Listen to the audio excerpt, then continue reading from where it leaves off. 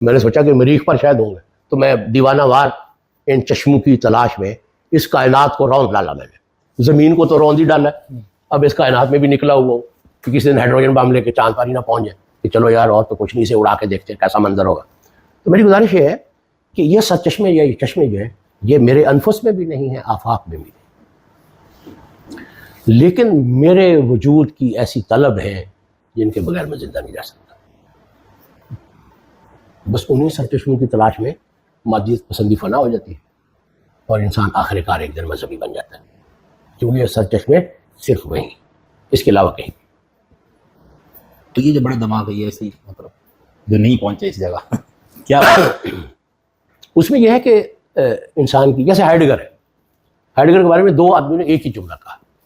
ایک وہ الیگزینڈر ڈوگن ہے، روسی فلسفی ہے، اور ایک وہ ہمارے بہت بڑے صوفی ہیں شیخ عبد القادر الصوفی. ان دونوں کی ایک ہی رائے کہ ہائیڈگر از دا ری برتھ آف پلیٹو، کہ ہائیڈگر جو ہے وہ پلیٹو کی دوسرا جنم ہے. یہ بہت بڑا خراج تحسین ہے جو ہائیڈگر کو پیش کیا. تو اب اس میں ہوتا کیا ہے؟ ہوتا یہ ہے کہ ہائیڈگر کی سطح کا یا چھوٹی سطح کا بھی جو فلسفی ہے وہ ان چیزوں کی تلاش میں نکلتا ہے اور نتیجہ یہ نکالتا ہے کہ تلاش ناکام ہوگی، اور وہ تلاش کو اس انفس و آفاق تک محدود رکھتا ہے. یہ اس کا فیصلہ ہے،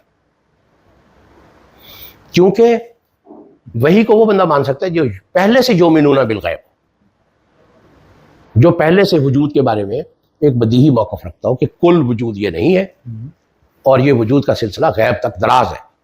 تو وہ لوگ جو ہیں ایمان لا سکتے ہیں. تو اس لیے یہ بڑے جو فاضل لوگ ہیں تو اس میں توفیق کا بھی مسئلہ ہے، لیکن وہ صاحب ذرا علمی بات نہیں ہے.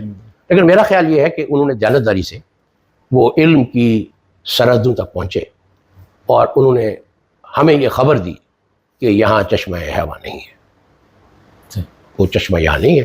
اور یہ بات انہوں نے دیانتداری سے ہمیں بتائی، یعنی یہ بات انہوں نے بہت دیانتداری سے بتائی ہے کہ ہم ان چشموں کی تلاش میں نکلے تھے اور یہاں پہنچے جو اس کائنات کا آخری کنارہ ہے، تو یہاں تک کچھ نہیں.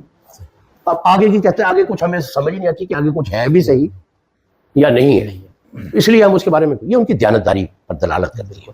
اور ہائیڈگر جیسا آدمی، کیونکہ یہ بہرحال صاحب علم لوگ ہیں اور یہ بڑے لوگ ہیں، وہ ایک بڑا آدمی نہیں ہے، بہت بڑے بڑے لوگ ہیں، تو انہوں نے دیانتداری سے کوشش کی اور اس کے حاصلات جو ہیں وہ اس کے سامنے پیش کر دی. وہ اپنے برتے پر وہ فکر پیدا کر رہے ہیں.